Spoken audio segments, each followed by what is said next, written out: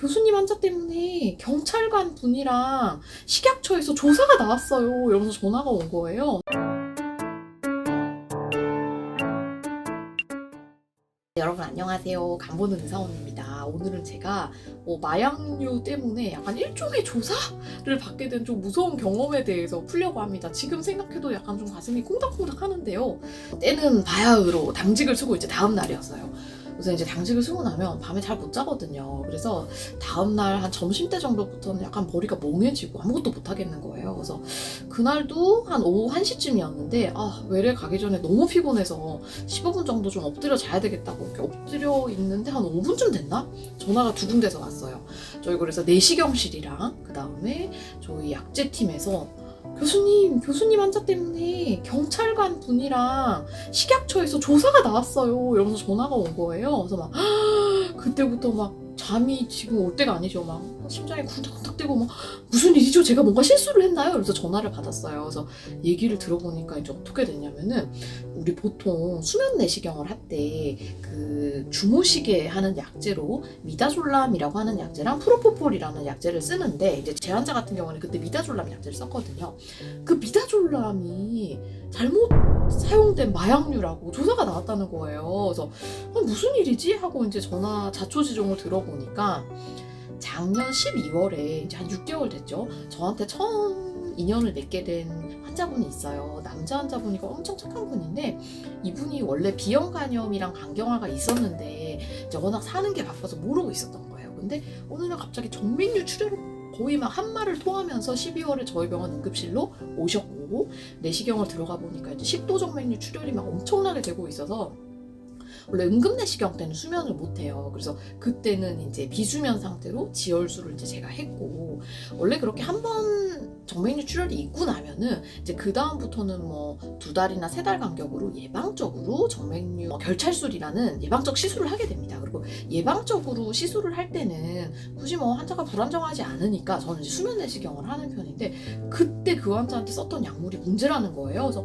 뭐예요? 보니까 환자가 2020년인가 이제 한번 자기 주민등록증을 잃어버렸대요. 그래서 그거를 재발급하려고 동사무소를 갔는데 어떤 동사무소 직원이 이 분을 사망자로 잘못 등록을 해놨었대요. 그래서 그분도 이제 그때 그걸 알게 된 거예요. 그러니까 멀쩡한 살아있는 사람인데 동사무소 직원의 실수로 이 사람은 사망자로 등록이 된 거죠. 그래서 그 이후로 이제 이 환자분은 그 뭐 행정 그런 소송 같은 거 있잖아요. 그래서 자기 살아있는 사람인데 왜 어쨌든 국가 공무원이 실수를 해가지고 그렇게 된 거니까 그걸 이제 고치려고 하고 있는데 국가에서는 이 사람을 사망자로 인지를 하고 있고 사망자가 병원에서 마약류를 썼네? 이러면서 이제 경찰이랑 식약처가 온 거죠. 근데 저는 참 좀 황당했던 게 경찰이랑 식약처도 얘기를 듣고 이제 아마 자초지종을 알았던 것 같아요. 그러니까 뭔가 병원에서 마약류 실제 사고가 난 게 아니라 이 사람이 사망자가 아닌데 사망자로 등록이 돼 있어서 뭐 그런 상태구나. 그리고 뭐 그 미다졸람이라는 약제는 사실 마약류로 등록은 돼 있지만 우리가 일반적으로 생각하는 그런 마약류는 아니잖아요.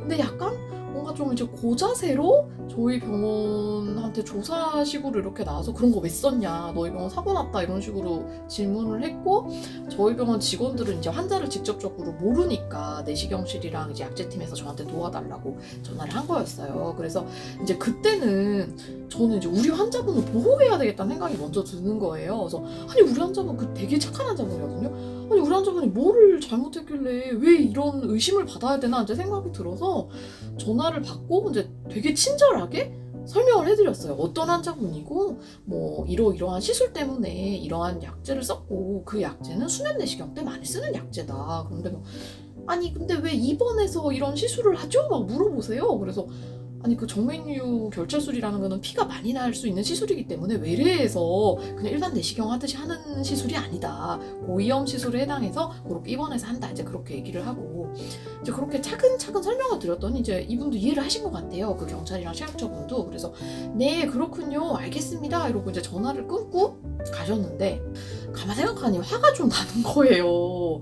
사실 저희 병원은 잘못한 게 없잖아요. 저도 잘못한 게 없고 환자도 잘못한 게 없고 그 실수를 한 거는 국가인데 사실 국가 공무원인데 다른 국가 부서에서 뭔가 잘못했다는 식으로 또 약간의 고자세로 이제 병원에 조사식으로 나오니까 이게 일이 잘 해결되고 나니까 좀 은근 화가 나더라고요. 그래서 뭐야 막 이렇게 생각하고 있었는데 마침 또 그 일이 있고 나서 이틀 후에 그 환자분이 외래를 오시는 날인 거예요. 그래서 그 환자분이랑 어머니가 같이 오셨길래 제가 막 일러 바쳤어. 이런 일이 있었다. 그래서 막 조사를 나서 저희를 괴롭혔다 막 얘기를 하니까 그 환자랑 그 보호자분도 너무 막 진짜 황당해 하시면서 뭐 그게 이제 사망자가 아니라 실제 살아있다는 그 선고? 뭐 그런 결정이 그 외래 오기 전날인가 아무튼 그 조사원 그날 이루어졌대요. 그래서 그것도 다 국가에서 알고 있는 상태인데 뭔가 신고가 들어왔으니 우리는 조사 나온 김에 한번 확인하고 간다. 약간 이런 마인드로 아마 조사를 한 것 같더라고요.